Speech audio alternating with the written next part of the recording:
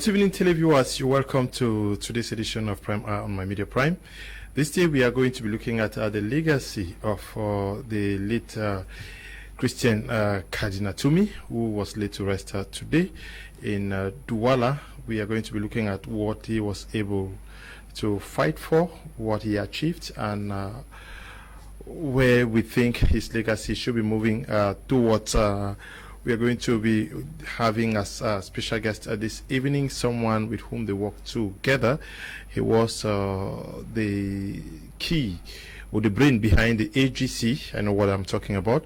He also was very, very instrumental when we talk of the AAC 1 and 2 that took place in Bamenda and Boya. He is Dr. Simon Munzu, who was the pioneer spokesperson for the all Anglophone the AGC that was led by the late Christian Cardinal Tumi. He resigned along the way and has been away for some time. We are going to be finding out from him what he has been doing and where he thinks the Anglophone crisis stands. We are very glad to have him with us this evening. Good evening, Doctor, and welcome. Thank you very much. Thank you for having me. And now that you and I have established that we respect the barrier measures, I suppose I can take off my mask. Yeah. Because we're sitting at least two meters apart in the studio. So once again, thank you for having me. Okay. You have been away for some time. You came in to pay homage, last tribute to someone many call as Cameroon's hero. I'm talking about the late Christian Cardinal Tumi. You witnessed everything. What feeling after his departure? Well, first of all, I mean, what can it be but a feeling of a great sense of loss?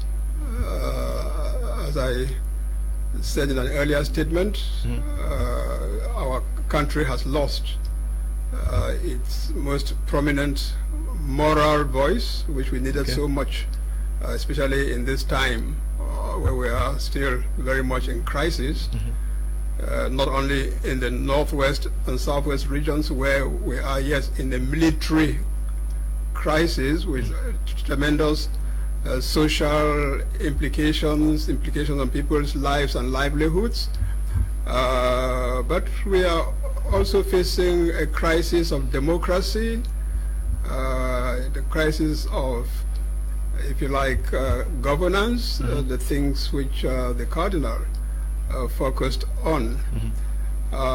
So for me personally, it's I feel a great sense of loss. It's a great sense of sadness. The last time, if I did it, literally I know it was going to be the last time, but the last time I saw the Cardinal was on the 17th of July last year.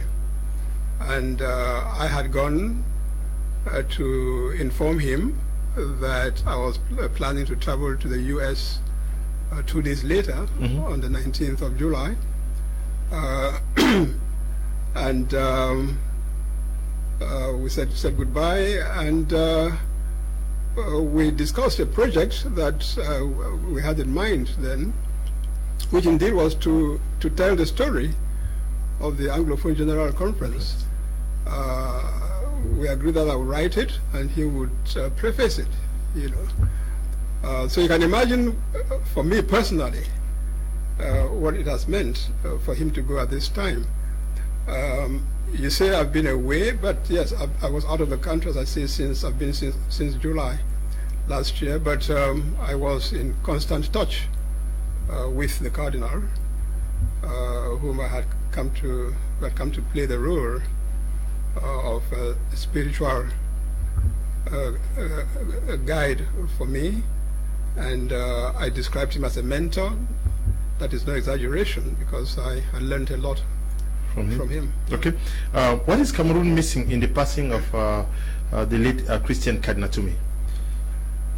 Cameroon is missing a crucial moral voice. Okay.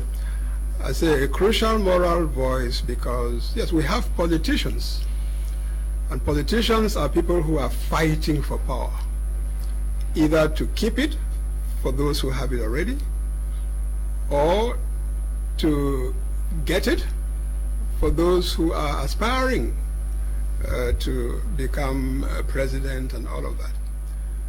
And in that situation, there is inherent in that kind of situation is a certain polarization. Yeah. And we see that in the way in which discussion is conducted in this country over crucial issues. So it was necessary that we get someone who is passionately concerned about what is happening in the country, who takes a deep interest in following the day-to-day events, and who is open to all protagonists in various camps and groups and sides in this national mix that we have, and who would tell you tell you as it is, without being having second thoughts, being guarded because of self-interest and so on and so forth. And Cardinal Tumi was that kind of person. So for him to have exited as he now has, I can tell you that although none of us had an illusion that he was going to live eternally, and we cannot say that he died too early, he was going to be 91 late in October this year. So we can't complain in terms of the number of years spent on this earth. We thank the good Lord for his life for that. But at the same time, we know that he represented so much, even at his age, and that this nation should have continued to benefit, I should say, would have continued to benefit from his good counsel, for his sense of moderation, his sense of compromise, and just general disposition to listen to everyone, even those who combated him and who didn't want to hear him. Okay, Dr. Simon Munzu, you say he actually was that moral voice that Cameroon is already missing. Did the government, the population, Anglophones actually take full advantage of what Christian Cardinal Tumi represented for the nation? Did they make good use of it? I would say yes and no. Okay. Cameroonians took full advantage in the sense that the ordinary Cameroonian listened to Cardinal Tumi, heard what he had to say, appreciated his stand on issues, and that is why many kept going to him to seek counsel. But the political elite did not listen to him to the degree that they should have. And by political elite, I mean both those in power and those in the opposition aspiring someday to come to power. Yes. Because unfortunately, given that much of the Cardinal's interventions were driven by his social consciousness, his high sense of understanding of what the ordinary Cameroonian man, woman, child in all the 10 regions of this country was experiencing, meant that advocating improving things for these people, he will necessarily have to take the government to task, because it is the government which by vocation has a responsibility to take care of Cameroonians in this manner. Now, and because he did that and was perceived by the government, by the ruling elite, as he himself used to say, that they take him as an opposant, some of the opposition. Now, that endeared him to those who are in the opposition. Okay? So the other side of the political elite appreciated the Cardinal, liked him. Why? Because the statements that he made, the positions that he took, comforted them. But I can bet you that if those same people were to have become the government, the new government, automatically they wouldn't have liked what the same Cardinal would have been saying, because the Cardinal would have remained consistent in his advocacy for the welfare of the people, regardless of who is in power. Yeah, Doctor, you say he was loved by the common Cameroonian and not too much by the political elites, because he constantly reminded them of their weakness or failures to meet the needs, expectations of the population. But we saw him today decorated posthumously. Is it to say that the government actually knew his worth, but did not take advantage by way of consulting him and taking to his advice? Well, you know, I don't want to minimize the gesture of today. I was there when His Eminence, the late Christian Cardinal Tumi, was decorated posthumously. He is not the first person to have been decorated posthumously, so we can say that posthumous decoration is an established practice. But having said that, between you and me, should anyone in this country have waited for Christian Cardinal Tumi to pass away in order to receive a decoration, considering what he represented in this country? On the religious side, his stature as Cameroon's first and so far only cardinal, a source of pride to us Cameroonians, whether you are Christian or some other religion. Amongst us Christians, whether you are Catholic or some other denomination, the first and so far only cardinal for our country in itself gave the man the stature that made him deserve all ranges of decoration.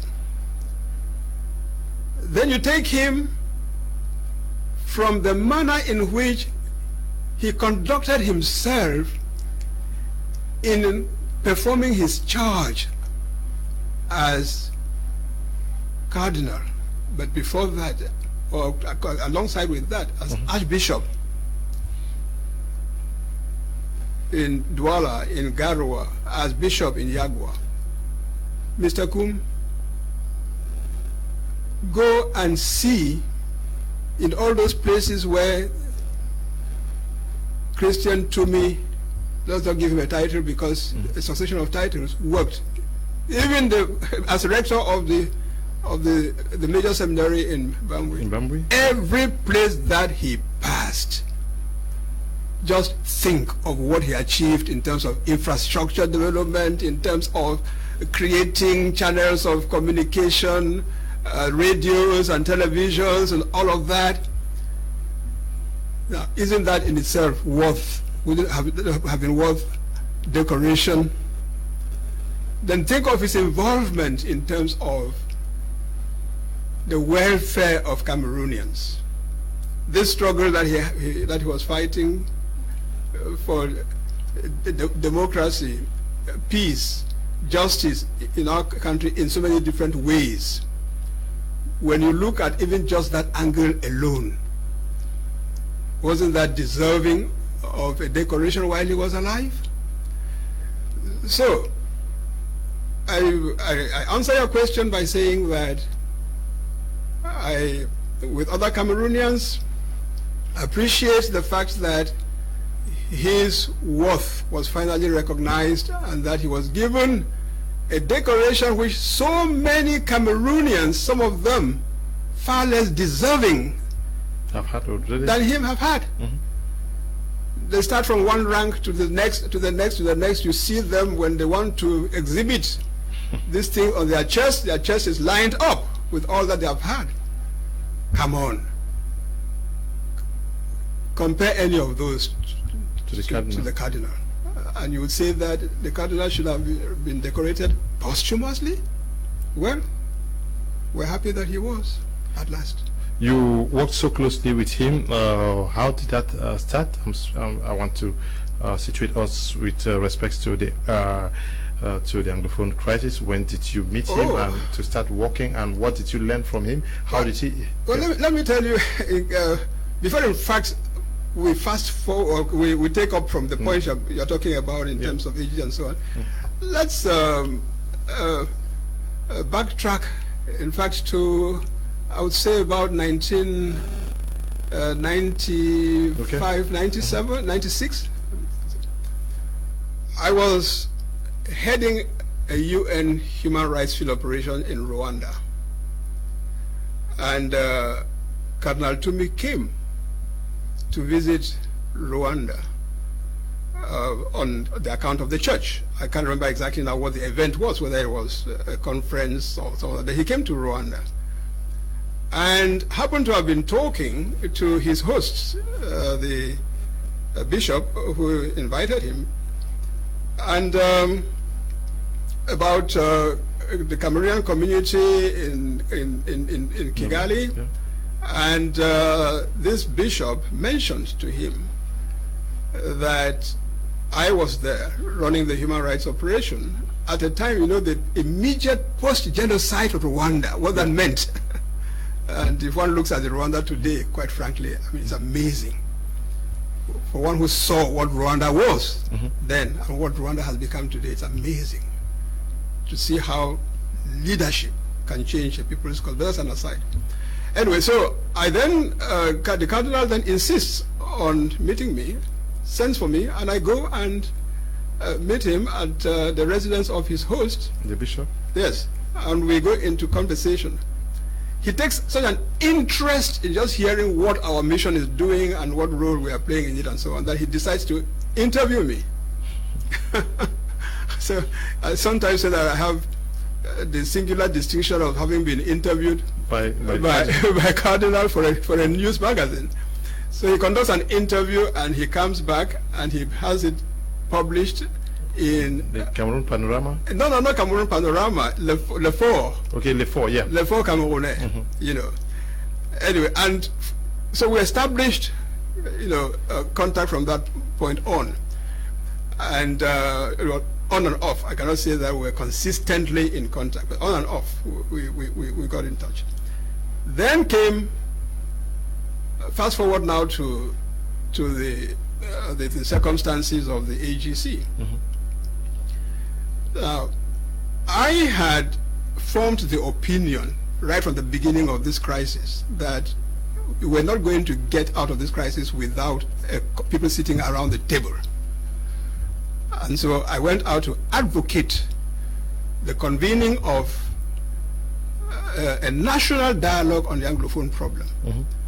But I also felt that given the disparity in opinion amongst Anglophones, given the fact that Anglophones didn't have an Anglophone national leadership, a legitimate leadership, indeed, because since the abolition of the parliament in Buea, the Buea, where we used to have the House of Assembly would have said would speak for the people of Southern Cameroons. The government of Southern Cameroons, you would say, would speak for the people of Southern Cameroons.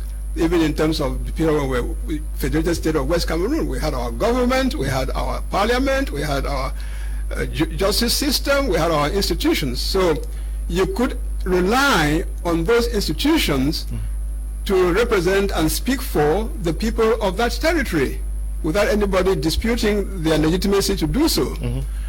But since 1972, with the abolition of those institutions and the division of that territory into two parts, Northwest and Southwest, the question arises as to who has the legitimacy to speak for the people of Northwest and Southwest jointly. That's been a problem. And so when, in connection with what I was reflecting on, the question became, if you are going to have a meeting of Anglophones, who is to convene them? In my mind, the natural candidates for that were our political leaders, who, one way or the other, were elected by us. Okay. And so my choice was our members of National Assembly and senators as our political leaders. Yeah. But I also felt that because we hold very dearly to our chieftaincy institution, traditionally our traditional rulers have been a mainstay of our society, including when they had the House of Chiefs in Boya in those days. You know, so I felt that that would be an additional component about potential conveners of this. And therefore, I went to all our parliamentarians, members of the National Assembly and senators, every one of them personally. Okay. In July of 2017, I went to Yaoundé and met every one of them because the session of parliament was on, urging them to take the role in convening this conference. Okay, you wanted the senators and MPs, to be the ones to convene the Anglophone General Conference, okay, as the people's representatives, and to be joined in that by traditional rulers as our natural rulers. So that was the idea. But to cut a long story short, which I probably will tell in greater detail someday, but for the purposes of your platform tonight, let's cut it short and say that those people, all of them, I mean, it didn't work out. So the politicians failed us there. Then I said to myself, okay, how about our religious authorities, our religious leaders? They can play this role, especially since the Episcopal Conference of the Bamenda Ecclesiastical Province had issued its own diagnosis of the situation, I think back in around the 22nd of December 2016, as early as that. The Presbyterian Church had issued its own statement, the Baptist, and so on. So I said, well, here is another possibility. Let's turn to the churches. And I was thinking of our incumbent, meaning the Episcopal Conference for the Bamenda Ecclesiastical Province, as far as Catholics are concerned, the moderator of the Presbyterian Church for the Presbyterians, the imams, and for the Baptist, the president, the executive president of the Baptist, and so on. And therefore, I went towards them with the same appeal for them to be the conveners of this. And initially, they agreed to do it, but at some point, for the Catholic participation, we ran into what was presented to me as a problem. And I can mention that today. It's nothing scandalous, but it shows you the way the church has its own hierarchy and how it functions. The Francophones and Anglophones. Exactly.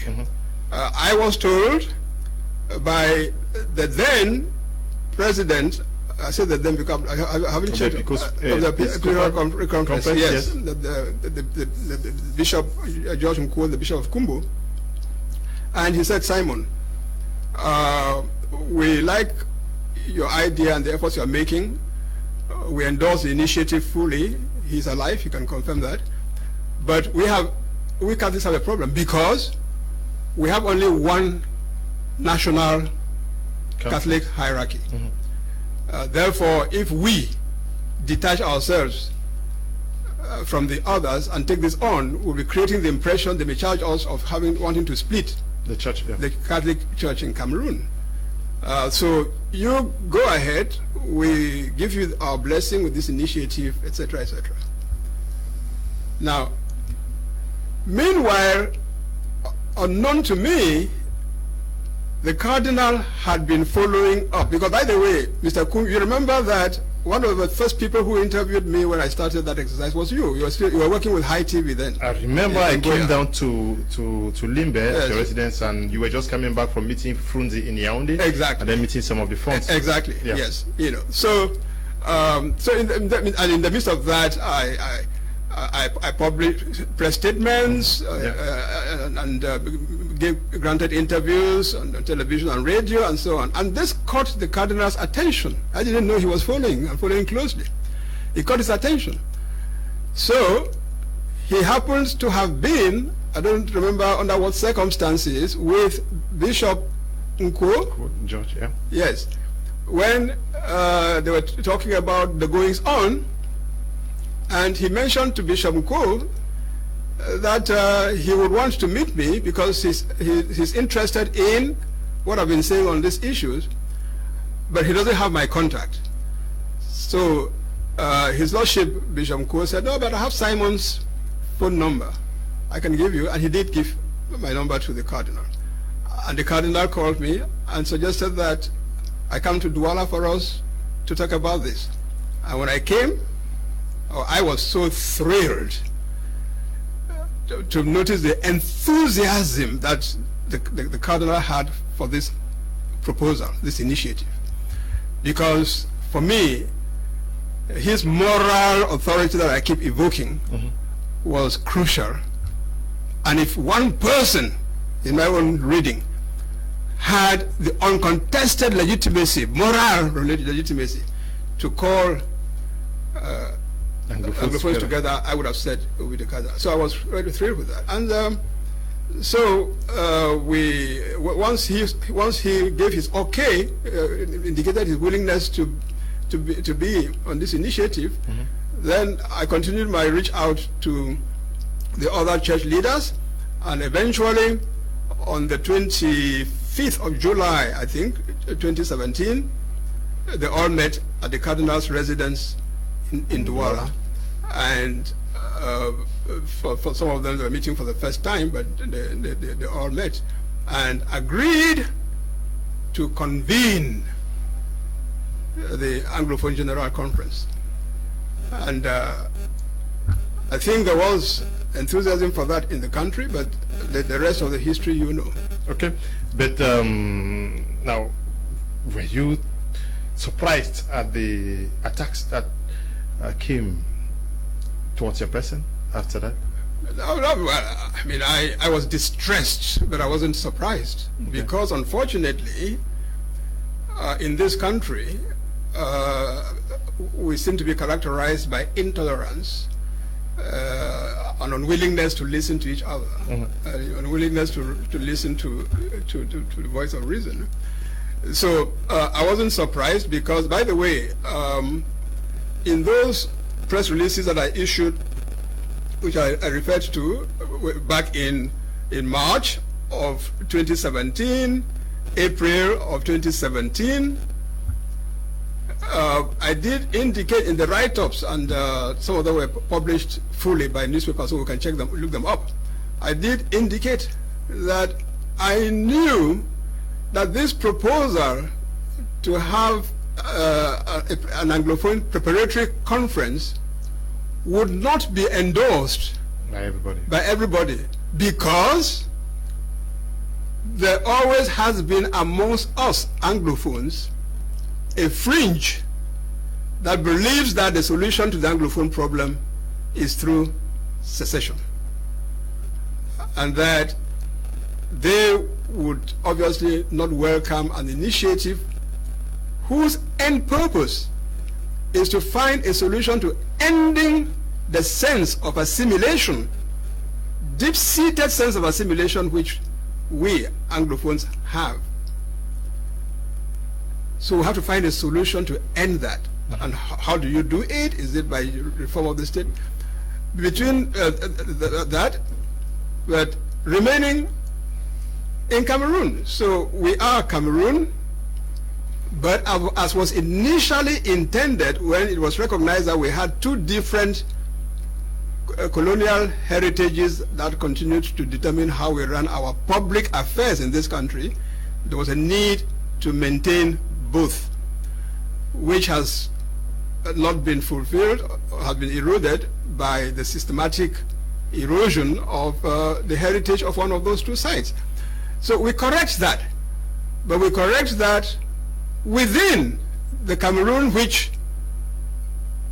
we all as a people decided to form on the 1st of October 1961. That's the crux of the matter. It's not more complicated than that. But obviously, those who are bent on secession, independence, call it what they will, would not like that, and so instantly they developed hostility towards the idea. They charged me with misleading the Cardinal, misguiding the Cardinal. The Cardinal granted an interview, I remember, to either one of your competitors, I think it was Equinox, to say, how can Simon Munzu mislead me or misguide me? Yeah, but can we go back to the AAC one? Of course. Yes. Who were the conveners, and what were the rules that you played, you, Barrister Elat Ekontang, and yes, I'm sure Carlson Anyangwe. Professor Carlson Anyangwe, yes. Yes.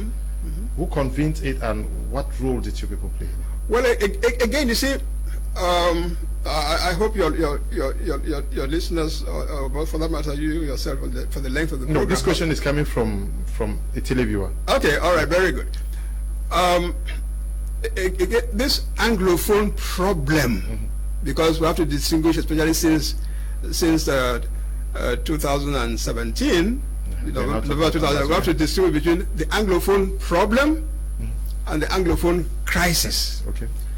Now, the Anglophone problem, in a nutshell, consists in the fact that a federation which our people decided on as a form of the state, under which the Anglophone heritage and the Francophone heritage would both be respected and allowed to coexist peacefully, was breached, incrementally. And again, we can go into that, but incrementally abolished, first make sure that we are all one party. 1966. So the KNDP and the CPNC and One Cameroon and all that, which were vibrant political parties in the Anglophone part of the country, ceased to exist when the leaders of those parties agreed with President Ahidjo to dissolve their parties and form a single party. We can't blame Ahidjo alone. That was a decision taken amongst them. But the consequence of that was that the people of Southern Cameroon's Federated State of West Cameroon no longer had a political party which they controlled. Which could speak on their behalf. Who can speak on their behalf. Okay? Come 1972, the federation is abolished. So there is no parliament in Buea anymore. There is no government in Buea anymore. There is no judiciary in Buea anymore. Everything is Yaoundé. Meaning that the seal has been placed on the ability of Anglophones to meet, discuss, organize, speak for themselves. And yet, the phenomenon of marginalization, domination, assimilation, today I will say takeover, went deeper and deeper and deeper. That's the Anglophone problem. That's the Anglophone problem. So, at the tripartite conference in 92, I think. Okay. Yeah. At the tripartite conference in 1992, I attended that conference as part of the CPDM delegation, because I was then National Secretary for Economic and Social Affairs of the Central Committee of the CPDM. Okay? Barrister Elat attended as a part of the LDA, Liberal Democratic Alliance delegation. Professor Carlson Anyangwe attended as an independent personality, although he was a founding member of the SDF, but he attended a meeting as an independent personality. Okay. And Minister Benjamin Itoye attended that meeting as a member of government. Now, the four of us happened to have found ourselves in the 11-member committee that was appointed by the tripartite to go and draw up a new constitution. And when we got into discussions in that committee, the four of us, especially us three, me, Anyangwe, and Elad, Minister Itoye, not so much. Understandably, he was a member of government. But the three of us took the view that, echoing what we had heard on the floor of the tripartite during the plenary sessions, there is a deep sense of the Anglophone problem. It has been expressed there. And since our brief here is to come up with a new constitution for the country, we should propose to the tripartite, when we go back to report to them, propose to them a constitution that would allow us, the Cameroonian nation, to solve the Anglophone problem. And that, in our own thinking and analysis, that meant returning to the federal system. And we therefore strongly advocated that the draft constitution coming out of that, out of our work, should be a federal draft constitution, you know. But of course, this was vehemently opposed by our chair, Professor Joseph Owona, and other members of the committee, in a committee that was 4 Anglophone and 7 Francophone. But we felt that this, our demand in committee, needed to be brought to the attention of the Anglophone population. Mm-hmm. And the way to do that, we believed, was to call an Anglophone conference. But again, as I said earlier, at some point earlier, the question was, who has the legitimacy to call Anglophones together? We searched, we racked our brains, and we didn't see. So we decided that, well, since we were appointed, designated to be in this committee, and we are Anglophones, we can use our capacity as members of the committee to call Anglophones and say, hey, this is how things are standing up. You people, you should better be aware about it, and let's know what to do. That is what motivated our convening the AAC in Boya. So the three of you convened? The three of us convened, but I have to say that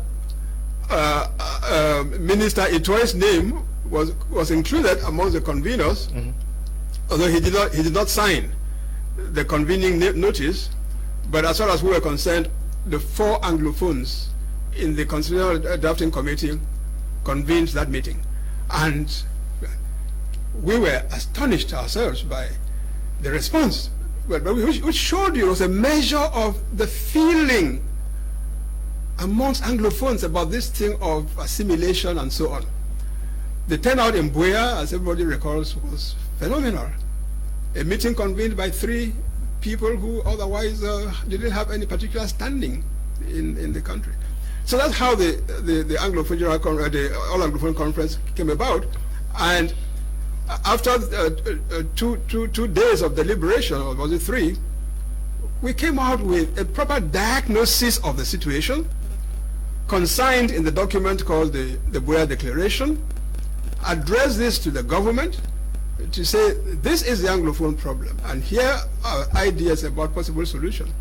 But that was, brushed aside, and nothing was done. Okay, Henry, watching from the United States, says that the problem is that it was called All Anglophone Conference, that it should have been called the Southern Cameroon Conference. It did not. I don't know what it means. Well, I mean, I can see where he's coming from, but again, that he's coming from for the benefit of hindsight. Mm-hmm.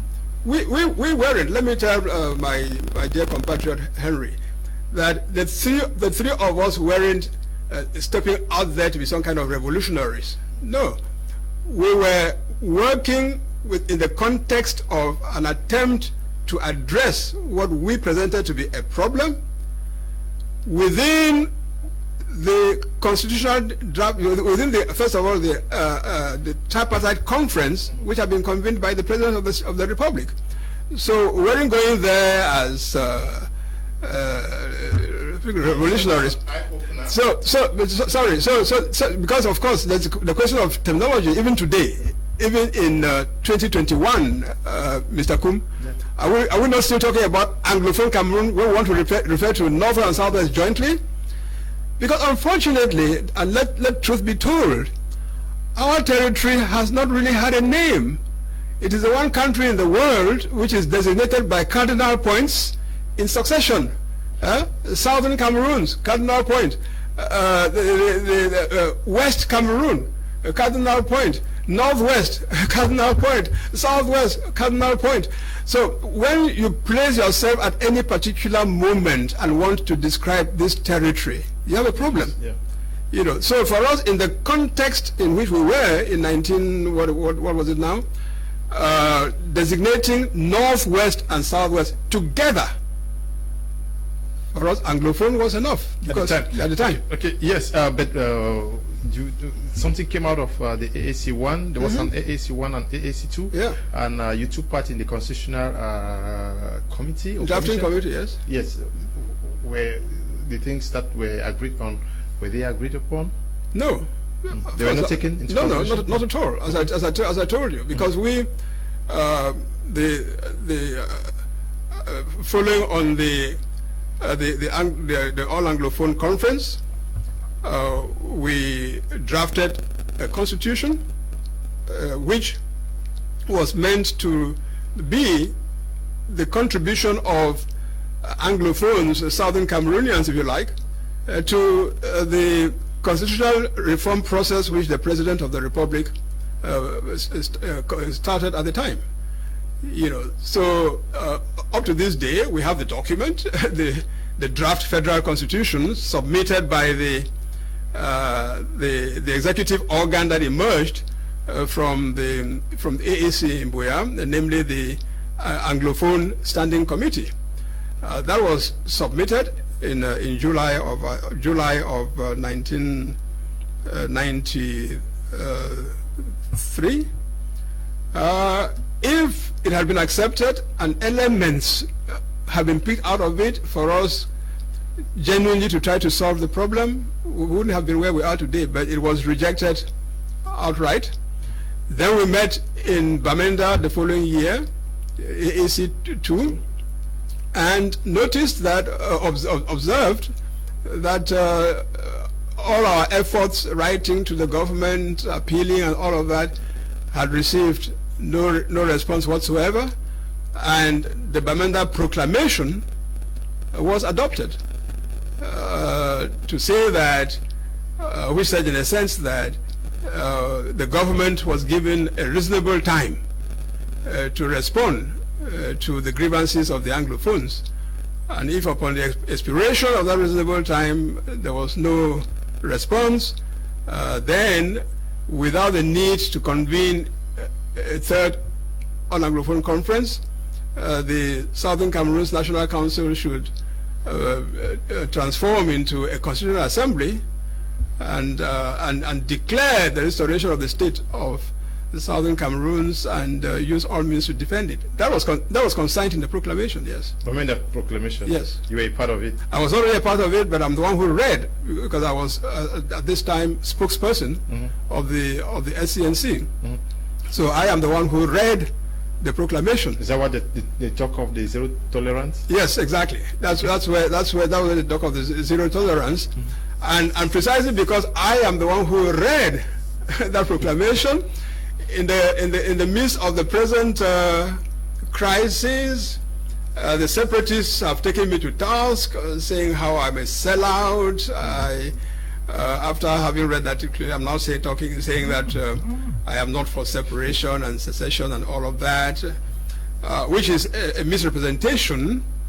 But you know, in this context, people use all sorts of things for that. I say it's a misrepresentation because the Bamenda Proclamation was a compromise between those who already in 1994 those who in 1994 already were agitating for independence and separation. Okay. And then there were, quote unquote, moderates who said, no, we don't need to go that far. Our push should be to make sure that the Anglophone problem consisting in this marginalization and assimilation is addressed, but within the confines of Cameroon. And I happen to have been amongst the quote-unquote moderates. And so the compromise in that resolution for the in deference to the separatists, or if you like, to the moderates, we said we give the government a reasonable time, and it was not specified, it was not defined. We said give the government a reasonable time to come up with solutions, and in deference to the separatists, secessionists, we said, okay, if that reasonable time passes and nothing happens, then you declare independence. So you had a compromise between, if you like, what you will call today the federalists, and the moderates, and the separatists.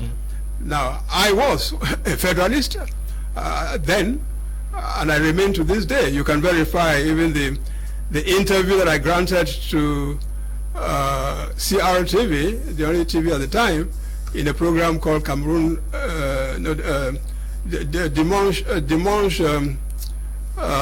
fact, on one day, on the 23rd of July 1993, I appeared on Cameroon Calling radio in the morning, on Dimanche Midi radio at noon, and Actualité Hebdo. I remember that was the name of the program.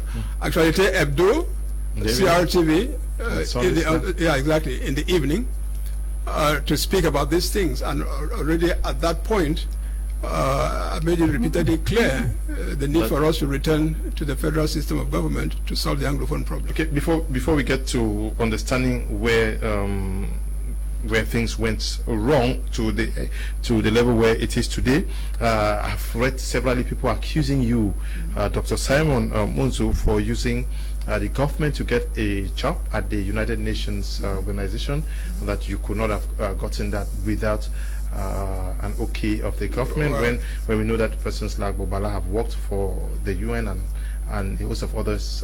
How do we understand this? Well, again, I mean, that's laughable. I've heard it over and over again, where my detractors cook that up, which makes them look rather ridiculous. Because of my stand on the Anglophone problem from within the ruling CPDM. Many persons may not know that you used to militate with the CPDM. Yes, of course, I did. As I said, I attended the tripartite conference at which I took this firm Anglophone stand as a member of the delegation of the CPDM, where I was National Secretary for Economic and Social Affairs of the Central Committee of the CPDM. So it was from within the party that I said the mere fact that I'm in the CPDM doesn't mean that I cannot and should not advocate something which I know to be close to the hearts and minds of our people. So I took that stand within from inside the CPDM, and ultimately I resigned from the CPDM. But I went a step further, because my position on this matter created problems for me as a civil servant, because remember, I was teaching at the University of Yaoundé, right? Yeah. I was teaching at the University of Yaoundé. So my position on this matter made my career at the university difficult to handle. And so I was faced with a choice. Either I resign from the civil service, and therefore maintain my ability to speak out, or remain in the civil service and the system will make sure that I don't speak out. And I made my choice. I wrote a letter of resignation from the civil service, giving up my job at the University of Yaoundé, where I was senior lecturer in law. And for the next 1 year, I did nothing in terms of earning an income, but I kept my mouth open on the Anglophone problem. And then I got an opportunity to go to Rwanda. I mentioned Rwanda earlier. To go to Rwanda as a UN volunteer. Now you go and ask anybody who knows anything about the United Nations, and then I tell you how, in order to become a United Nations volunteer, you need the support of your country, the government, and all that nonsense. What was my profile? A Cambridge PhD, teaching at the University of Yaoundé for at least something like between 12 and 13 years at the time. I had the profile that I had to start to join the UN. As a volunteer? No, it wouldn't have been as a volunteer. Mm-hmm. But I went in as a volunteer. And I thank my God that having started in those conditions, I rose within the UN from that measly volunteer to the point of retiring as Assistant Secretary General. I thank my God for that. But I can tell you, looking at Cameroon people straight in the eye, the government of Cameroon had nothing to do with that. And if there's anybody in the government of Cameroon who feels they had anything to do with that, let them step forward. So this nonsense about how, yes, it is the President Biya who got me a job at the United Nations, and now it's payback time. So what I'm doing now is payback. Okay, complete nonsense. Hello, sir. Good evening. I wish to say goodbye to the Cardinal, and I wish God will take him and place him in his right hand. I am Stephen, writing from Com, that is in Boyo Division. Good evening, Mr. Kum. I'm indeed happy with your program. Please, I would like to ask from Doctor on what form of government can be used to solve the Anglophone crisis, since the federal system is a taboo to the government of Cameroon, which you are in support of. Motale Ferdinand is writing from Yaoundé. I'm not sure. He said he was in support of the government. Let Dr. Munzu tell us what is a reasonable time per the Bamenda proclamation, now that we are in 2021. Ngwayi is writing from Bamenda. Good evening, the studio. I'm Carl Johnson in Boya. I want to tell a doctor that he knows the history of Anglophones very well. Okay, thank you there. Good evening, in the studio. Christian Cardinal Tumi'S was a father for all. He has helped a lot of people, especially in this our ongoing crisis. This name will always remain in our minds. His soul rest, may his soul rest in peace. Agnes is writing from Douala. Good evening, Mr. Kum. I am Achukwi Daniel in Poli. Poli should be somewhere in the north. Please ask Dr. Muzo how can get a copy of the Anglophone draft constitution after the AAC. Okay. Should I react to this? Okay. Yes. Well, I mean, to the brother or sister, or my son or daughter, depending upon their age, who asked about federation. Well, my dear,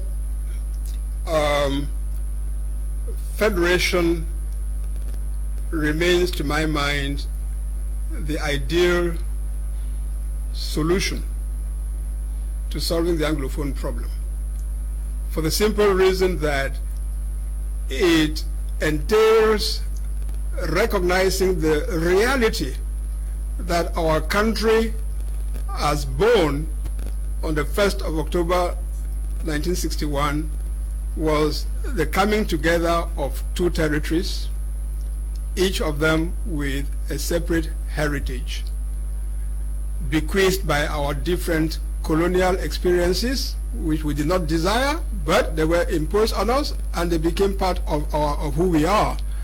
So, to solve the problem, we need to go back to respecting those two heritages.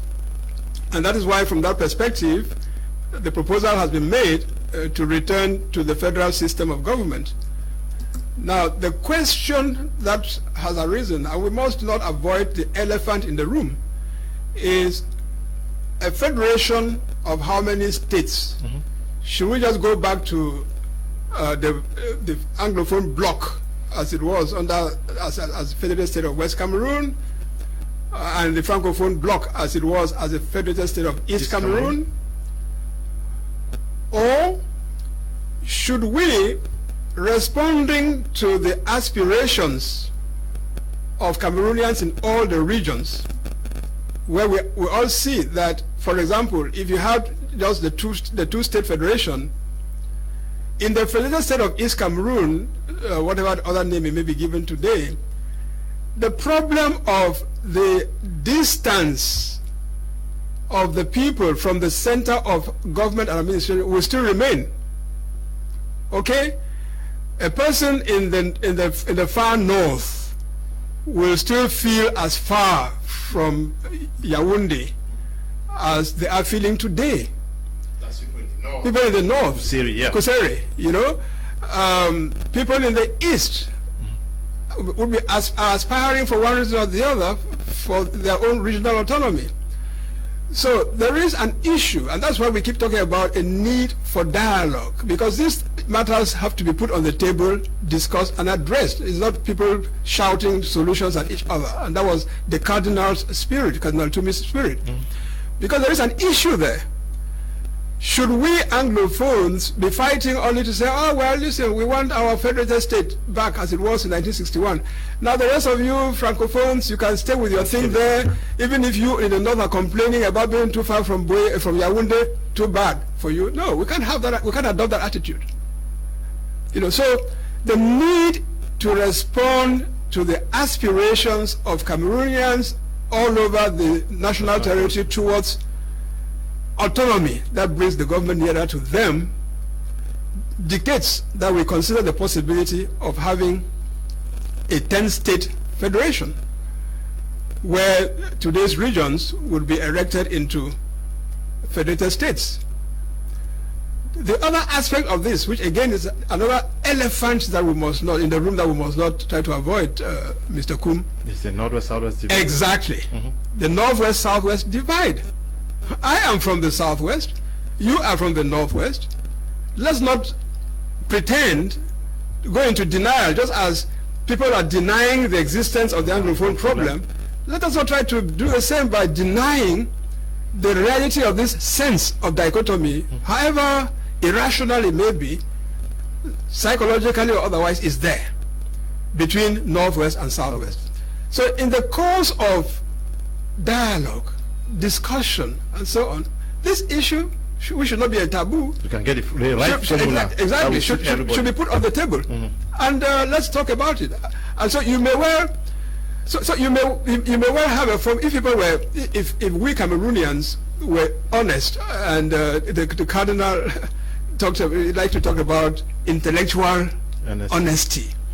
If we were intellectually honest, Mr. Kum, the solution that we would have would be, and I'm sure that the solution that the Cardinal would have supported would have been, that you return to the two-state federation, because your first line of the cut is Anglophone heritage, Francophone heritage. So to take care of that, you return to the two-state federation. But within each of the federated states, you have autonomy for the regions. So the Southwest, similar to what Dr. Ningwanyam is saying. Yeah, when he talks of confederation and all of that. Yeah. So you have the, if you like, regional autonomy within a two-state federation.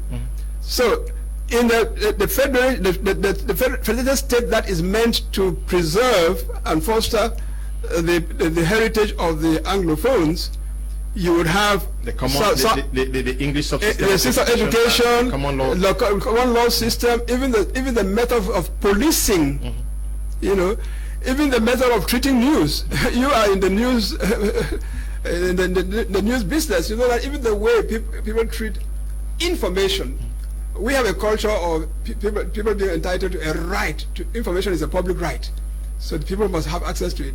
And to the extent that there are differences in this, you have an Anglophone federated state, a Francophone federated state, but within each of those two federated states, you have regional autonomy. That's one possibility. The other possibility is to say, well, save us that extra level of federated state. Let's just go straight into 10 federated states, where each of today's regions is a federated state. In that case, then, Mr. Kum, in that case, to address that issue of the dual heritage, you will then have to write into your constitution that on matters of common interest, any two or more regions can get together and develop a common policy and a common strategy. What would that mean in practical terms? That when it comes to the Anglophone subsystem of education, the Northwest state and the Southwest state should have the possibility of together forming a common policy, a common strategy, a common implementation in the area which the matters which they have in common. Education and the law. And the law. Those are only two examples, but there are several others. Okay. And similarly on the Francophone side. So the entire thing is still open, wide open for discussion, and that is why it is imperative that there should be a national dialogue on the Anglophone problem. National dialogue away from what took place a genuine, 2019. Yeah, we characterize that in terms of having a genuine national dialogue on the Anglophone problem. And that should be preceded, just because of these intra Anglophone issues, that needs to be preceded by a getting together of the Anglophones, a preparatory conference of Anglophones. In other words, like the Cardinal and his peers convened the Anglophone General Conference. Okay. Good evening. Many calls. Oh, by the way, okay. I don't want to appear to have dodged any question, because I want to ask what I consider to be reasonable time. Yeah, I mean, as I say, in 1994, the Bamenda Proclamation did not define reasonable time, left it as open-ended as that. So it is for everybody to appreciate what they consider to be reasonable time and what they don't, because as the questioner would recognize, there are no fixed criteria for determining reasonable time. What we are disappointed with, all of us, is that the government, towards which our grievances as contained in the Boya Declaration, our grievances as contained in the Bamenda Proclamation, did not pay any attention to any of those grievances. Now, so did they need 3 years, 10 years, 15 years to do that? I don't have the answer to that. But all I can say to this young compatriot, I guess a young person, younger than me I must be, is that that's an open question, and anybody can form their own opinion about reasonable time. Okay. Good evening, Mr. Kum. Dr. Muzu is a genuine intellectual. He has touched the real elephant in the matter, the Northwest-Southwest divide. The issue must be discussed by moral and just minds to come out of the Anglophone crisis. Only after this is addressed can we think of a way out of the present crisis. Iwanuge is writing from Kumba. Good evening to you, brother from Kumba. Good evening, Mr. Kum. I am Vilma, watching from Turkey. Great job, keep it up. We need more of such personalities on the program. To my opinion, the people should use a referendum. The division in the Anglophone region is a divide and rule system by the ruling party. Good evening, Mr. Liu. It's Patrick from Boya. I like what doctor is saying. We need people like him. Okay, thank you very much. Daisy, writing from Kumba, says, greetings, Leo and Dr. Munzu. What do you think is a better venue for the dialogue? Okay, Daisy is writing from Kumba. Good evening to you. Why a doctor can't think to propose UN comes to finish the unfinished work to conduct a referendum? I'm sure that a doctor is going to come to that. Many persons are talking about the UN. Good evening, Mr. Liu and Banyong from Douala. I thank God for you people to educate people on this Anglophone problem.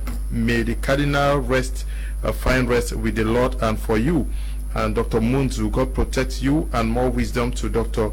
Munzu. Thank you very much. Good evening, Mr. Kum and Dr. Munzu. A question to Dr. Munzu.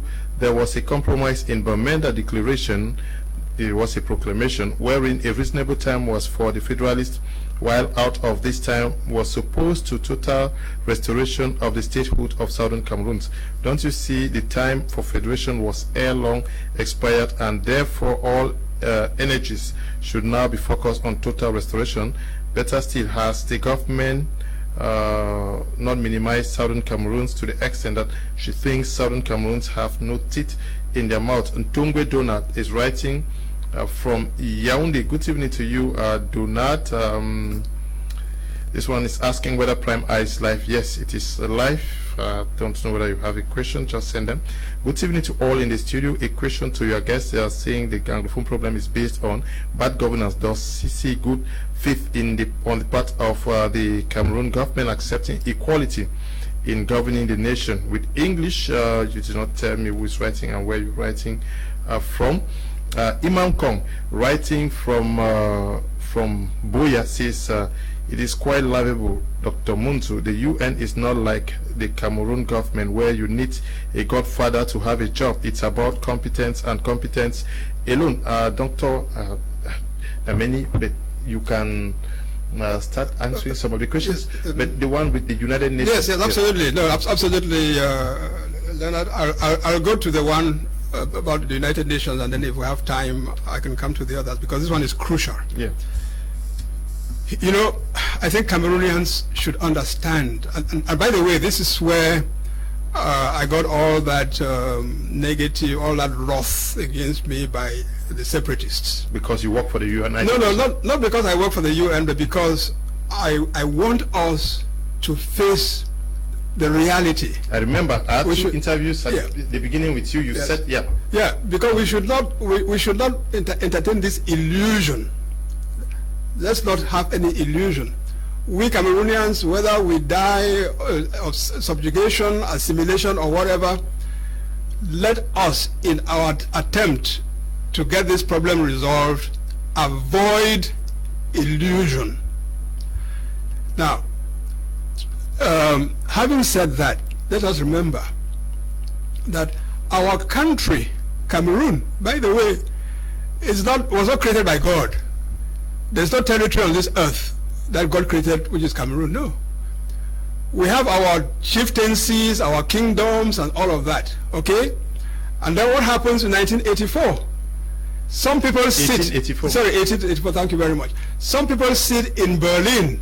You and I are not there. Our ancestors are not there. They sit in Berlin and they decide that this group of kingdoms, chiefdoms, which represent our real selves, should be grouped together, carved into one unit, and handed to a country called Germany. Right? Just as was done with other African territories on the continent at that same conference. But for Cameroon, that's what happened. Okay? And Germany decides to call this territory that has been given to it Cameroon, borrowing, of course, from the Portuguese word Camaroes, by which the estuary of the Vuri estuary here, where they found shrimps, had been called. So the Germans used the Portuguese denomination of this little territory to represent the name of this huge territory that had been given in Berlin. Hence Cameroon. And Cameroon was born as a result of this action of colonialists, okay? Now, you go from 1984 to 1916, Germany loses the First World War, and what happens? The Allied powers decide to divide the German territories around the globe, particularly in Africa, amongst themselves. And in the case of Cameroon, the whole of German Cameroon could have been given to France alone, or to Great Britain alone, just as German Tanganyika was given to Great Britain alone. German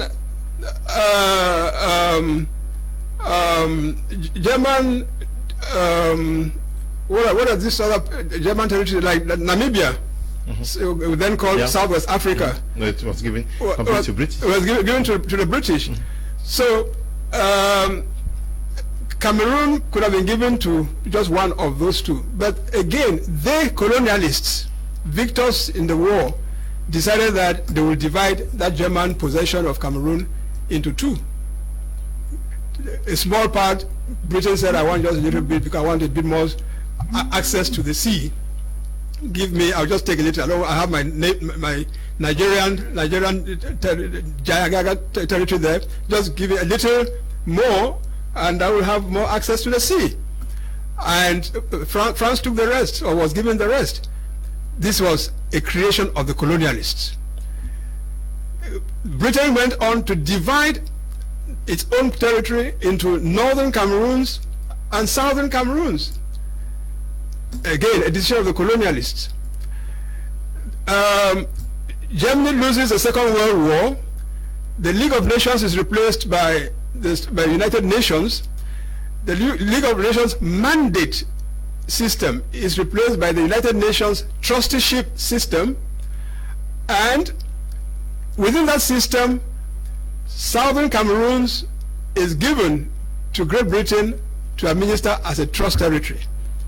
French Cameroons is given to France to administer as a UN trust territory.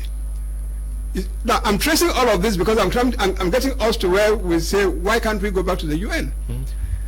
Now, the UN decides to decolonize colonized territories, regardless of the technical name, a trust territory, a colony, and all of that. And in the case of Cameroon, for French Cameroon, there is no problem. The UN decides as to end the trusteeship agreement by granting independence to French Cameroon, as it did to practically all the other territories. Okay, when it comes to British Southern Cameroons, the British recommend to the UN that this territory is not viable to stand on its own. Therefore, for it to get independence, it has to join either Nigeria or Republic of Cameroon. Okay? Yes. And the rest we know. Our people are given a choice on the 11th of February 1961. Unfortunately, limited only to those two options, whereas in fact the ideal thing would have been for us to get our own independence on our, as well, you know. But this is the UN system that has decided this. You can quarrel with that until until the cows come home. You can be as angry about that as you want. Many persons have raised the issue of Resolution 1608. Yes. Exactly. You can quarrel with us as long as you want, but the reality is that it is the UN that, number one, voted that the people of Southern Cameroon should be asked whether they want to achieve independence by joining Nigeria or by joining La République Cameroun. That question was put. Our people, by overwhelming majority, as recorded by the UN in United Nations General Assembly Resolution 1608 that you were referring to, our people, I repeat, as recorded by the UN, overwhelmingly vote to achieve independence by joining La République. In February, on the 11th of February 1961. A few months later, on the 21st of April 1961, the UN General Assembly takes cognizance of this vote of the people of Southern Cameroon and calls upon the government of Southern Cameroon, the United Kingdom, and the Republic of Cameroon to go and continue their discussions, because discussions have been going on even before the referendum. Continue their discussions and come to the arrangements, that's the term that is used, the arrangements by which the decision of Southern Cameroonians to achieve independence by joining La République would be implemented. General Assembly Resolution 1608, paragraph 3, that's what it is about.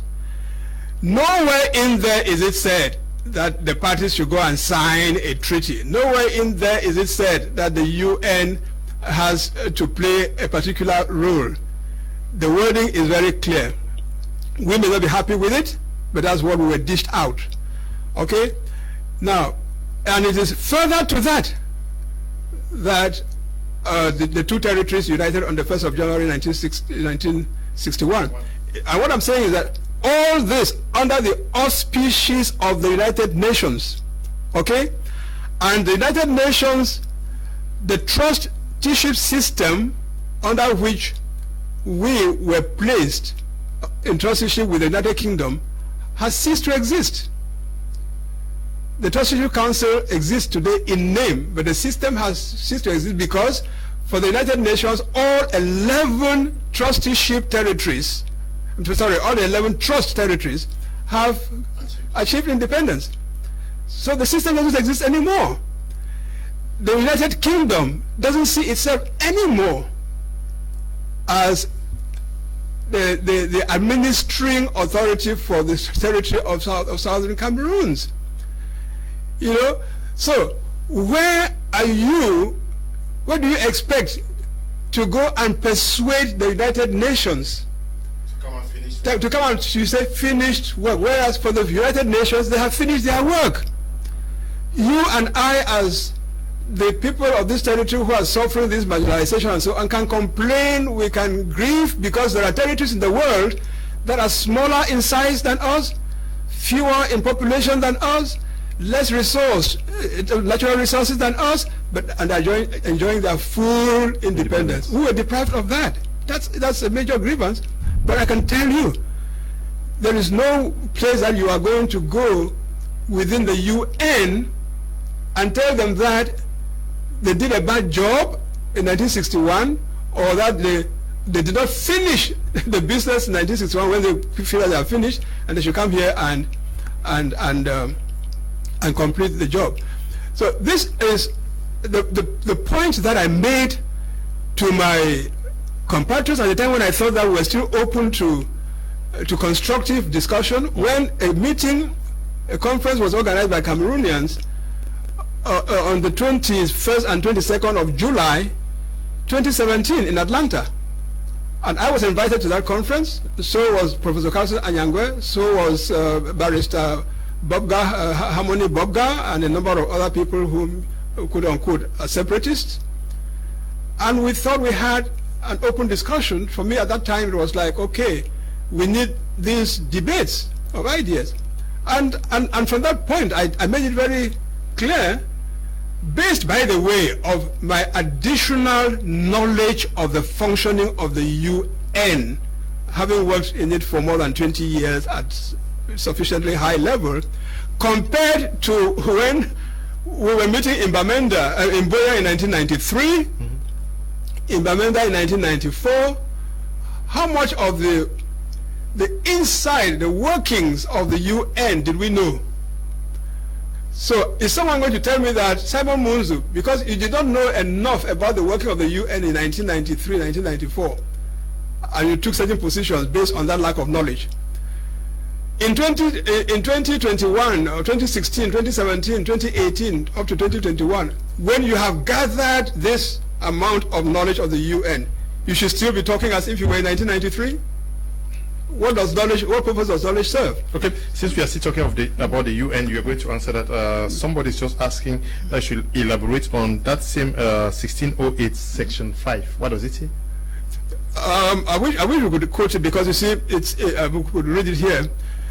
But to paraphrase or to summarize, contrary to what separatist propaganda out there says, the UN starts by acknowledging the outcome of the plebiscite, the results, okay, the outcome of the plebiscite.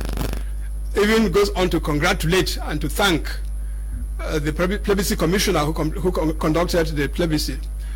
Goes on to observe that this, the choice of the people of Southern Cameroon was done freely, with knowledge of the consequences, etc., etc.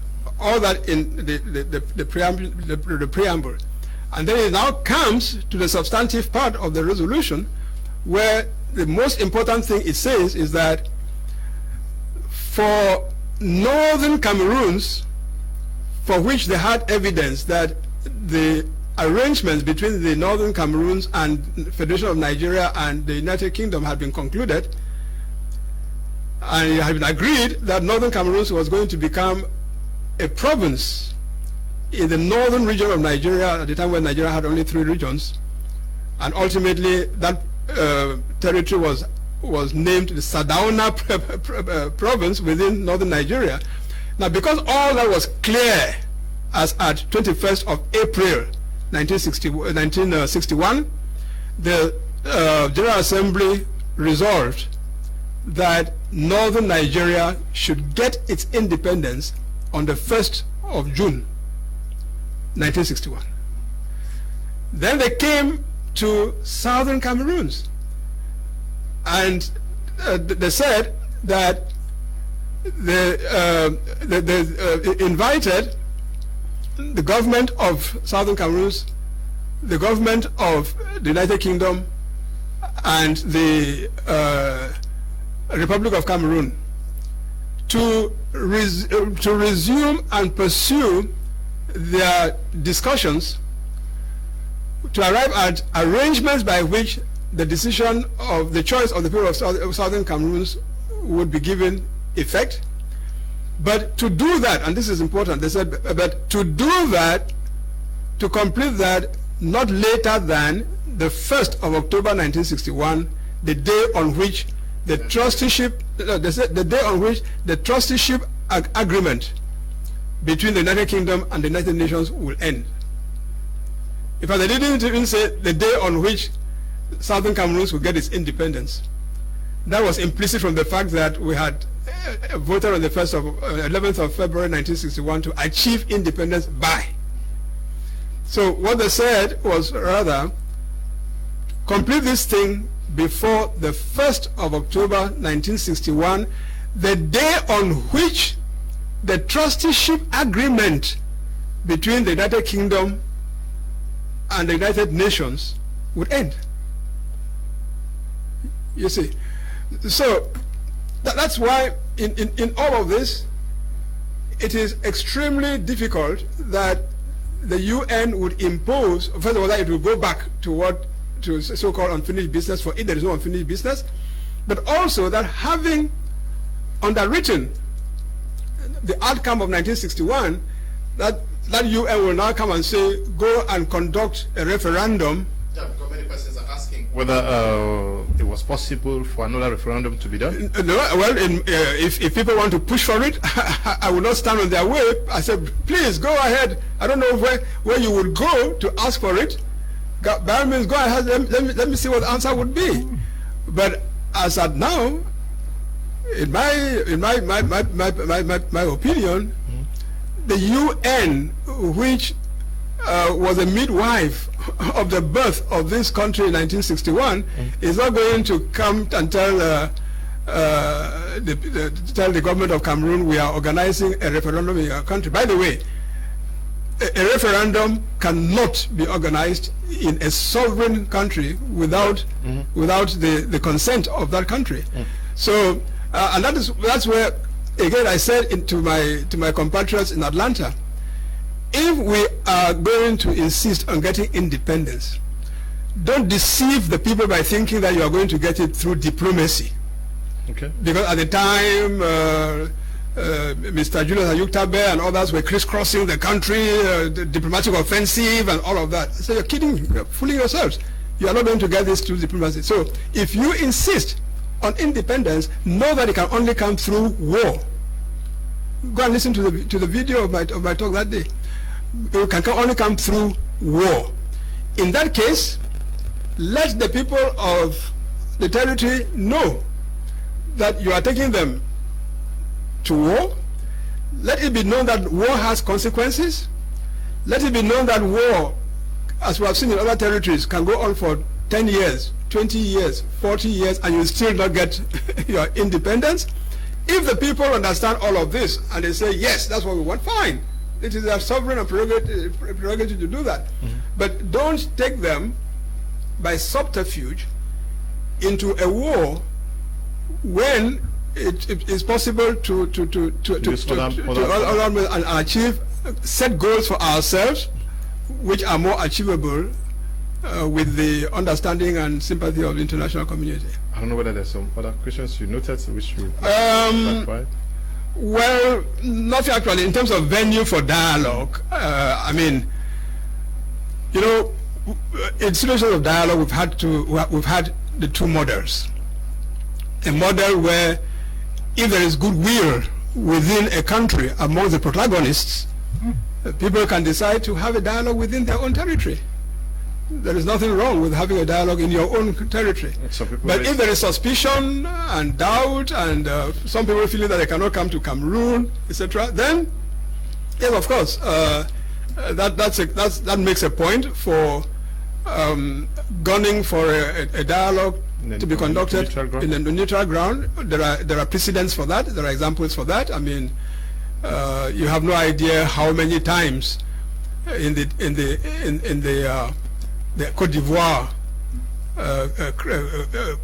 crisis, for instance, how many times they went to Lomé 1, Lomé 2, Lomé 3, to Accra, to Ouagadougou, and so on, for the Gbagbo regime to discuss with the rebels, the Fox Nouvelle, in the Congo, in the DRC.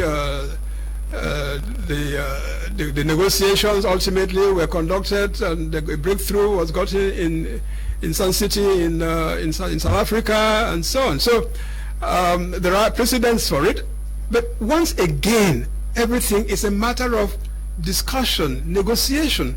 Okay. If there is goodwill, and that was what the Cardinal stood for. That is what he was fighting for. Okay. Good evening, learned gentlemen. I just want to know from Dr. Munzu, who overturned the verdict of the UN referendum as 64 countries voted for the independence of British Southern Cameroon and 25 countries voted against, while 10 member countries were neutral.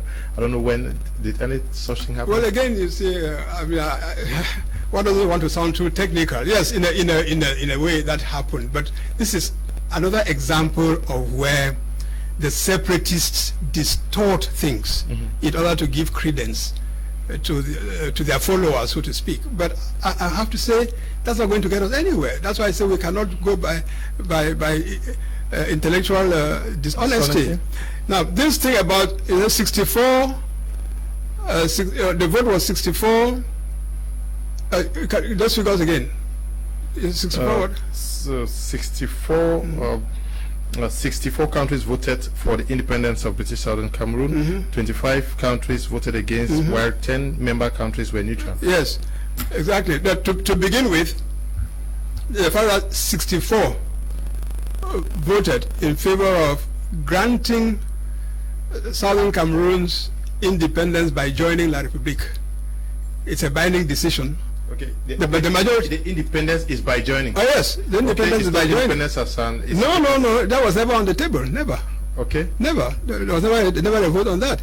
It is that security was not security. That General Assembly Resolution 1608, 15, that they keep quoting, is the one that drew this pattern of voting. So the fact that 64 voted in favor of the resolution carried. But where it is even more disingenuous for separatists, as part of trying to poison the hearts and minds of those who believe them, is that they keep saying that amongst those who voted against was France, that amongst who voted against was Cameroon. And so they say, how can we be in union with Cameroon when Cameroon voted against our independence by joining them? Again, it's misleading, because that's not what it was. Now, what they don't tell their followers who get these things to them, from them, some of them without much reflection, is that Republic of Cameroon was unhappy about the outcome of the plebiscite in northern Cameroons,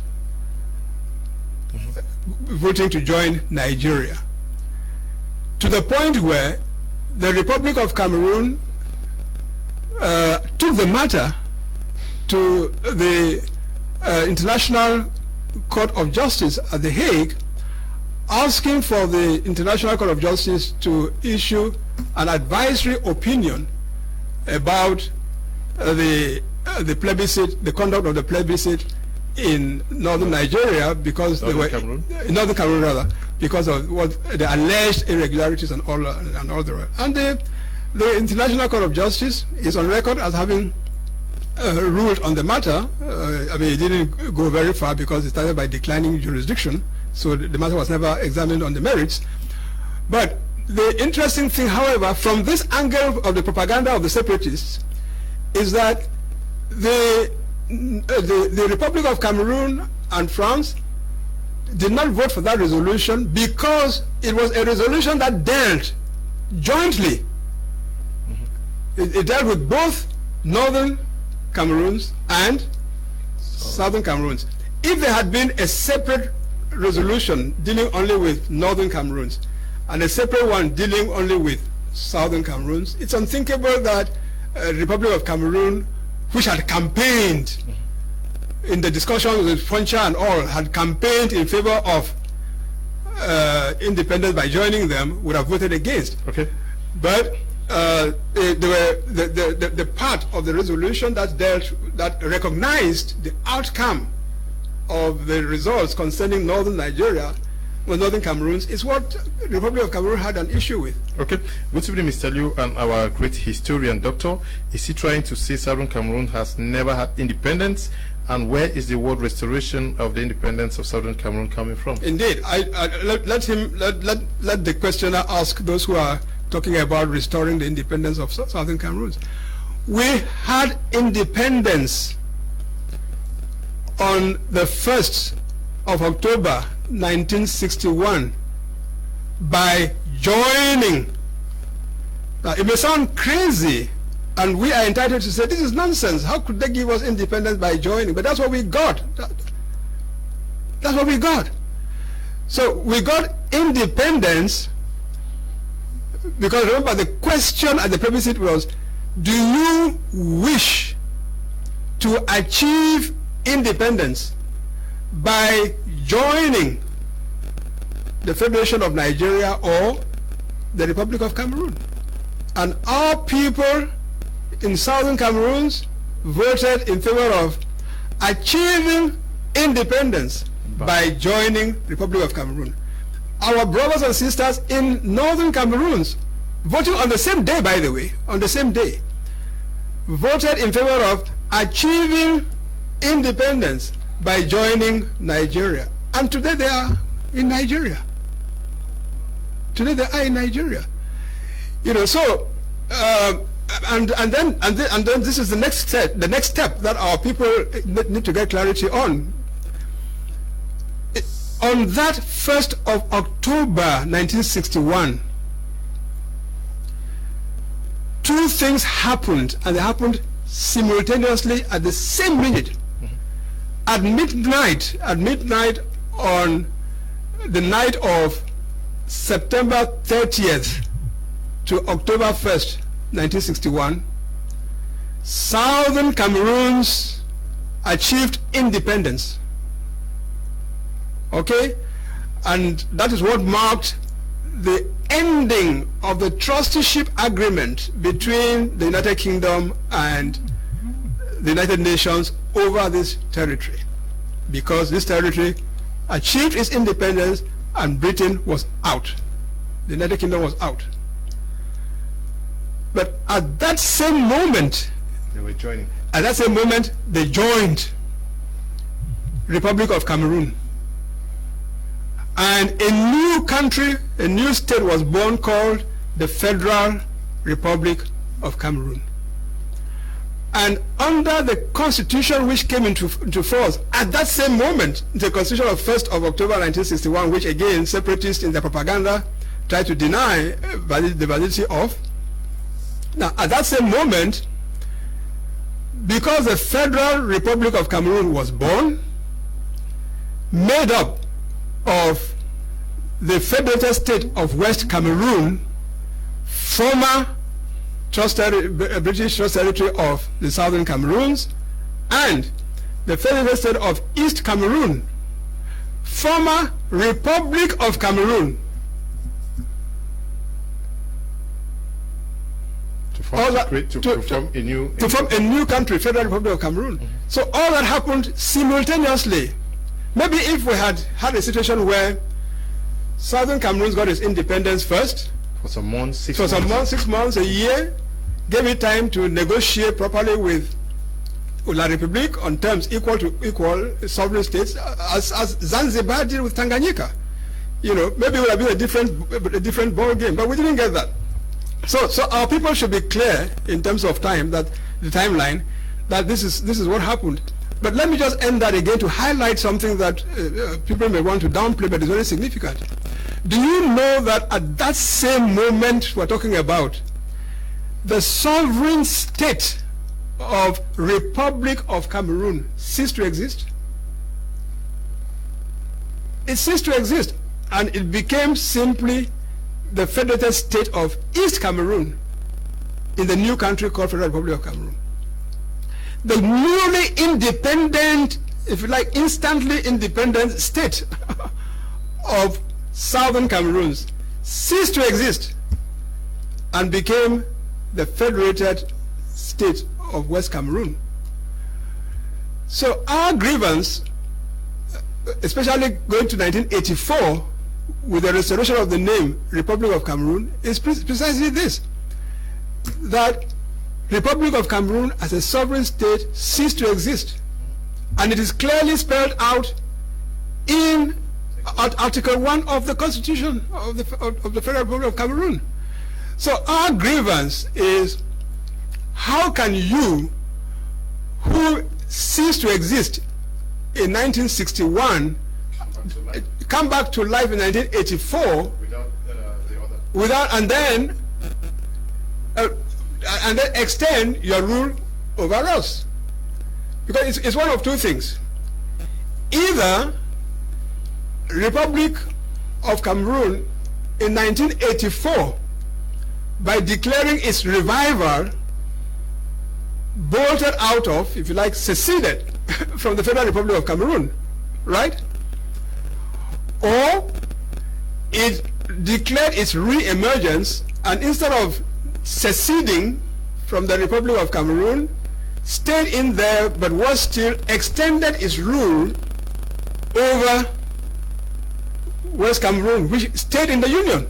Did not go anywhere. So these are the complexities of the situation, which once again require that we dispassionately examine all of this. Okay, because people are following, they really want to know. Somebody has sent, I'm sure, Section 5 of the Resolution 1608, which reads, I'll start with A, which says, with respect to the Northern Cameroons, on 1st June 1961, yes, upon its joining the Federation of Nigeria as a separate province of the northern region of Nigeria. That's it. To B, with respect to the Southern Cameroons, on October 1st, 1961, upon its joining the Republic of Cameroon. Exactly. Okay, 5 says, invites the administering authority, the Cameroon okay, the administering authority, the Cameroon government, no, the government of Southern Cameroon and the Republic of Cameroon to initiate urgent discussions with a view of finalizing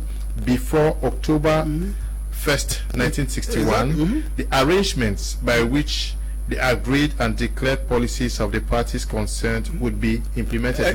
Exactly what you said. That's exactly what I said. That's exactly what I said, because you see, the first thing they do is they say independence on the as regards Southern Cameroon's October 1st, 1961. So that's right there is a statement of the grant of our independence following our choice made on the 11th of February 1961. But then, as at that date, that's what I was saying, that with respect to northern Nigeria, as at that date, 21st of April 1961, all the discussions between the parties concerned with northern Nigeria were concluded. Okay. That's why they said, now we know the outcome. The outcome is that northern Cameroon is going to become a province in Nigeria, in one of the regions of Nigeria, the northern region. Okay, so the outcome was clear. Now, with respect to Southern Cameroons, they knew that there had been discussions ongoing. Okay, the parties have been talking about what kind of state shall we have from the 1st of October 1961. But as at 21st of April 1961, that discussion, those negotiations had not been concluded. Okay, as per the report received on progress on that front by the United Nations General Assembly as at this date. The Assembly therefore calls on the three parties concerned. So you guys go initiate talks, but do it urgent. Do it urgently so that by the 1st of October you are done. Let me take so quick. You're not going to answer them because we are okay. All right. Okay. The truth is that there is no problem with the form of state because one, Cameroon system of governance, which is decentralization, remains the best system in the whole world, and Paul Biya is highly appreciated for that. Two, Cameroon government has the best advisors like His Excellency Issa Chiroma, who has always worked for the progress of this great nation and will help to end the Anglophone crisis. Can be promised. Militant of FSNC in the Northwest. Okay. Good evening, sir. Please, can you elaborate on why there was a plebiscite in February and independence in October? I'm sure that was a period that they said they should engage in discussions before then. Good evening, Mr. Liu, and to the panelists. Wish to ask our doctor whether before the plebiscite, how many stars were on the La République du Cameroun flag, and where is the other star on that flag? What does it signify? Evaristus, writing from Yaoundé. Please, Mr. Liu, good evening. I enjoyed the program. Ask Doctor, why is it that Mr. Biya was given 2 marks in 2010 by a UN delegation? What is the implication of that? Good evening, Mr. Liu. So we had a government in Cameroon. Apollo Atanga is writing from Douala. Good evening to you, Apollo. Okay, Mr. Liu, please ask Doctor about South Sudan, Eritrea, and the rest. Okay. Good evening. Where are the other regions now that they are guns in the Northwest and Southwest? Please tell us if we are brothers. Okay. Good evening, Mr. Liu, and to Dr. Munzu, the legal expert. Accept greetings from Boya. My name is Harris. Please, I went to find out from the legal expert what his opinion is about people who claim that no union treaty exists between the Southern Cameroon and La République du Cameroun, to have commented the overwhelming decision to join La République. Does this have an impact? Question 2, what does the UN Charter say about unification of two previous separate entities? I'm talking in merging of two nations. Where is the legal, what is the legal procedure? Why did Dr. Muzu join in giving a reasonable time in Bamenda when he knew that separation is not possible? Why in Bamenda? Good evening, Mr. Liu.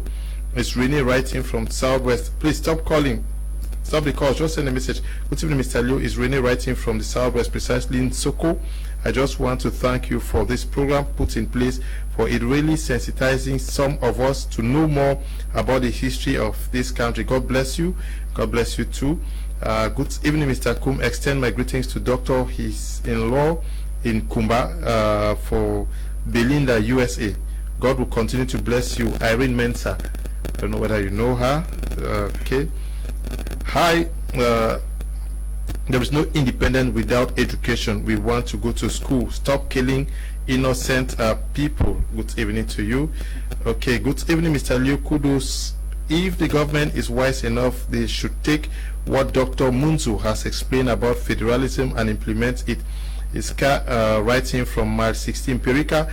Good evening to you. Good evening to everyone in the studio, and especially to you, Mr. Liu and Doctor.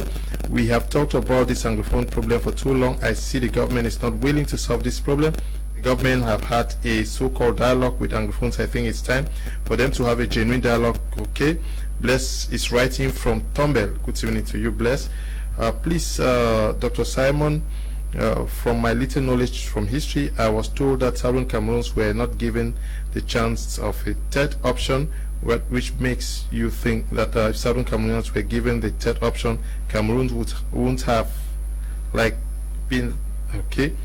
Julade is writing from Douala. Your message is not too clear. Achukwi Daniel in police says, Mr. Kum, please ask Dr. Munzu whether he knows that a group of intellectuals are going to get independence for former British Cameroon using only the pen and not war. Okay. Good evening, Mr. Liu and Dr. Munzu. How do you see a Cameroon different from the present? Where did the rain start beating us? Neville is writing from Mancho Street in Bamenda. Mr. Liu, please tell your guests that all French Cameroonians are fine, so we can't suffer killings, burnings, torture, cause of them. Two-state federation if we want to manage. Okay. Hi, Mr. Liu. I'm not understanding what doctor is explaining. Christabel is writing from Douala. This one says, Dr. Munzu, I hail you for your great insight. Dr. Munzu, I hail you for all what you have said this evening. Is Prince Motapene Modika writing from Penja. Good evening, Mr. Liu, Mr. Sivast, writing from Douala. I just wanted to know the Anglophones as a people that made up the territory of Southern Cameroons under the United Nations Charter on Human Rights. Doesn't we have a right to self-determination? Well, I mean, there's been so many questions, yes, which shows the degree of interest in the subject, for which I compliment. I've not read one right. Quarter of what very good. Yes. Well, at least it shows the level of interest, and I'm not surprised because, I mean, after all, this is a burning issue for Cameroon and for Cameroonians.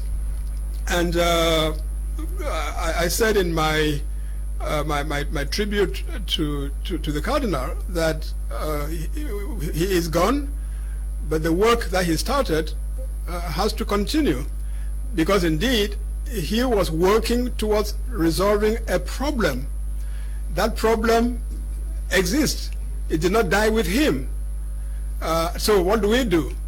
His legacy. Yes. Doesn't that mean then that you and I and everybody else, including those who are governing us today and those who are aspiring to govern us someday, shouldn't we all, in the spirit of the Cardinal, recognize that the problem still exists, and that because it exists, we all have to work towards finding a solution, and not half measures. Not if it's dialogue, we need a genuine dialogue. You know, we can take what we've had so far, and we say, okay, that's a good starting point. But because it is only a starting point, we can all see that it hasn't yet gotten us to a solution. And because it hasn't gotten us to a solution, we have to continue to look for the solution until we find it, as the Cardinal would have loved for us to do, and that would be the best way in which we could honor the Cardinal, we the Cameroonian people. You left the agency. Oh, the Cardinal. By the way, when you say I left the agency, that was it? something like that. Yeah. Yeah. Are you coming back because the Cardinal is no more? Well, I don't know. But to begin with, just to be very clear, because I like to be clear on these things, I stepped down as coordinator of the organizing committee, because, by the way, the Cardinal had been told, as he reported to us and to the College of Conveners, gave us feedback, that he had been told by some separatist leaders who had called him to say, well, you know, Cardinal, we would have nothing against that your agency if Dr. Simon Munzu were not associated with it. And so, I mean, apart from the threats that I was receiving, very open and direct threats to my life, I also felt, and I told the Cardinal, I said, Your Eminence, if it is true that these young people are going to try to stop, to derail this initiative because of me, then in order to save the initiative, I will step down. So I stepped down as coordinator. But as I told you earlier, the Cardinal, we remained closely in touch, in contact on these issues, including when he worked on the document that he submitted at the major national dialogue. But we all know that, he attended the dialogue, made his contribution, but he felt, like many of us do feel, that the dialogue did not go far enough towards getting us a solution. Therefore, the problem remains, and therefore, the search for a solution has to continue. Okay. Good evening, Mr. Leo. Cameroon is a country of technocrats. This is an internal crisis, and I think Mr. Bia is the perfect person to solve the crisis. Student Damien is writing from Kumba. Good evening to you. The messages will not allow me to read. very quickly, because I guess we'll be drawing towards a close, I suppose.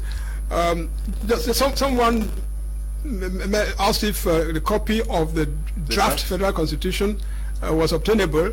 Yes, I do have a copy. So I don't know. Is it in soft?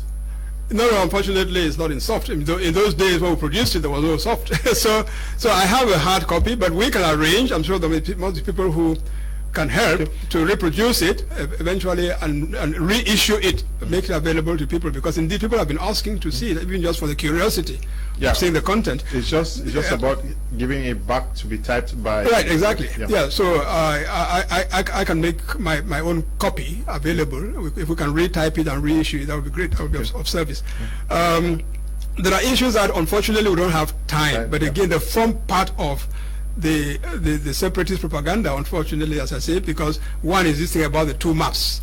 I mean, very quickly, it happened to be that Cameroon was commemorating its 50th anniversary, and the president of the General Assembly for that year, because the General Assembly presidency changes every year, happens to have been invited to Cameroon. And before he left to travel to Cameroon, I found all of this out later, because until the ambassadors started talking about it, I didn't even know there was that particular incident, so to speak. He asked advice as to what he could take to Cameroon as a present to the Cameroonian people, obviously handed through the head of state. And he was advised by a Cameroonian who was working with him, and if anybody wants the name, inbox me and I'll give you the name of this gentleman. He's still in New York. So the Cameroonian advised him that because he was going in connection with the commemoration of unification, he should take the two maps, the maps of the two territories that came together, as a reminder that this is what you were 50 years ago, but see what you are now. As a matter of fact, I'm sure the gentleman will never mind if I called his name. It's Jean-Victor Nkolo. Called him and asked him. So this was a present brought in those circumstances. Now, many people have capitalized on it to say, well, this was a UN saying that we were two separate countries. And it was a reminder, indeed, of what we had been before. The other very quick issue is the one about Union Treaty. Mr. Kum, that paragraph 5 of the Security Council, the UN General Assembly resolution that you read, 1608, Does it say anything there about concluding a union treaty? It asks the parties to go and continue a discussion urgently, determine the arrangements by which the decision of February 11 was going to be implemented. Now, the parties may or may not sign a treaty. It was not a requirement. But let me tell you again, for the benefit of your viewers, again trying to dispel all the misinformation out there. Those who push this thing from within the separatist ranks keep referring to Article 104 of the UN Charter. No, by the way, 102. Yeah, many persons raise the issue of 102 of the UN Charter. Now, Article 102 of the UN Charter says in paragraph 1 that member states of the UN, when they sign a treaty, should serve. When they come together. No, not when they come together. Okay. You know, when any treaty. You know, people sign trade agreements, agreements on any subject. But if any member state of the United Nations enters into an agreement or a treaty with another member state, that agreement or treaty should be registered with the Secretary General of the UN. Okay? So it creates an obligation. Register your treaties with the Secretary of the UN, who has to publish them. Okay? Paragraph 2 goes on to say that failure to do this. Now listen, this is important because the charter states creates the obligation, but at the same time says what is the consequences of not respecting the obligation. What is the consequence of not respecting that obligation? The consequence is that the parties are forbidden from evoking that treaty before any organ of the UN. You understand? Lawyers will understand this. It is not that the treaty in question would be invalid between the parties. No. It is that none of the parties to that treaty which has not been registered can invoke it before any organ of the UN. Go and read. That's what it says. And here, the La République, as they keep calling it, is not invoking anything at the UN. They themselves are not invoking any treaty at the UN. So where does 102 paragraph 2 come into play? Now it is all this lack of intellectual integrity, intellectual honesty is causing a lot of this disinformation amongst us and making it very hard to find a solution to this problem. But we have to keep trying. I wish we have another opportunity to run through this program, because we've not even touched half of what we're supposed to discuss.